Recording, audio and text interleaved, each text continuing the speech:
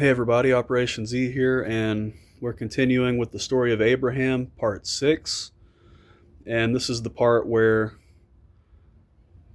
the kings had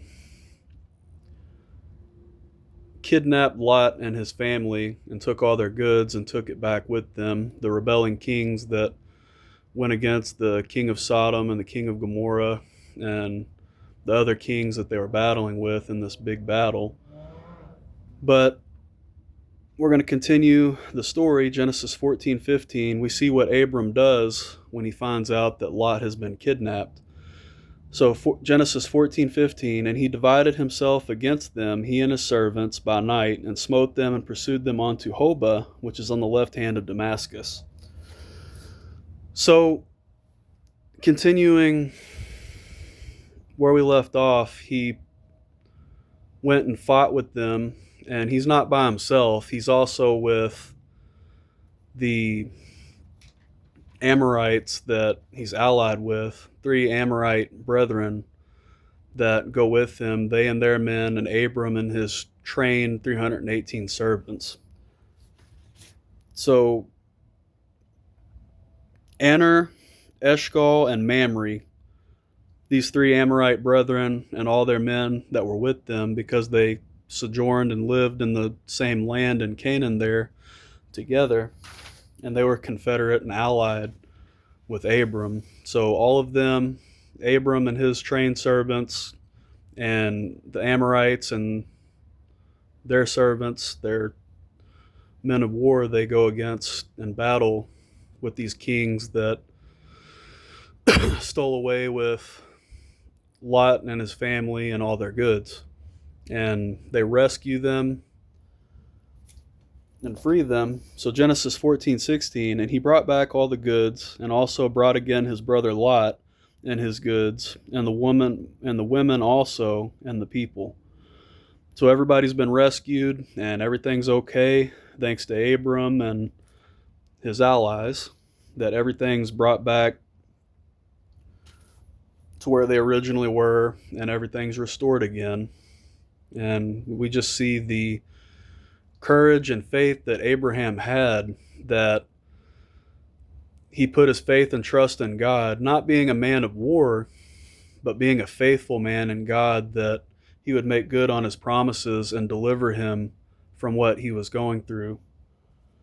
And everything that transpired, being put right in the middle of a big battle, being close to Sodom and Gomorrah and all these cities round about them that were in war with each other, and Abram just found himself caught right in the middle of it.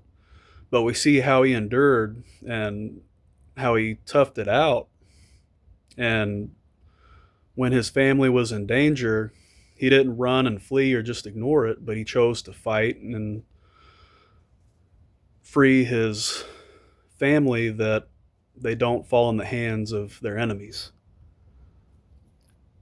So Genesis 14:17, and the king of Sodom went out to meet him after his return from the slaughter of Chedorlaomer and of the kings that were with him at the valley of Sheva, which is the king's dale.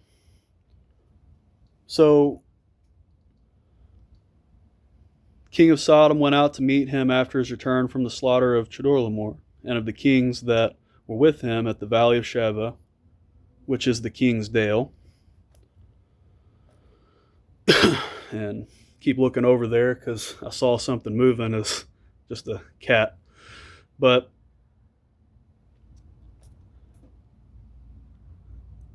we see that, the king of Sodom was warring with Chedorlaomer, and there was the kings that were with him, as it talks about. Genesis 14:18 says, and Melchizedek, king of Salem, brought forth bread and wine, and he was the priest of the Most High God. So we see that it doesn't talk much about any kind of worship of God, other than Abram worshiping God and choosing to build that altar and call upon the Lord. And he's probably making sacrifice to God, because they did, there was different gods, and they did sacrifices back then too. But basically, basically, all this was probably taking place there. And, we see that worship with God that, probably would seem to have dwindled for some time.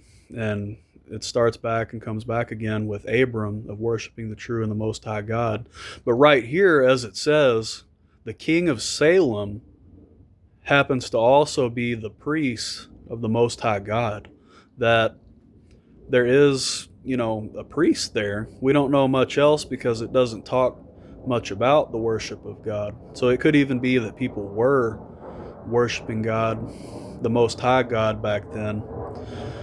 But we see later on in Genesis and through Exodus and so on and so forth, where the fame and glory of God's getting spread abroad. But I'm not going to get too far ahead of topic, and I'm going to stay grounded in the scripture in this area that we're in right now, with eventually in the future getting into later stories.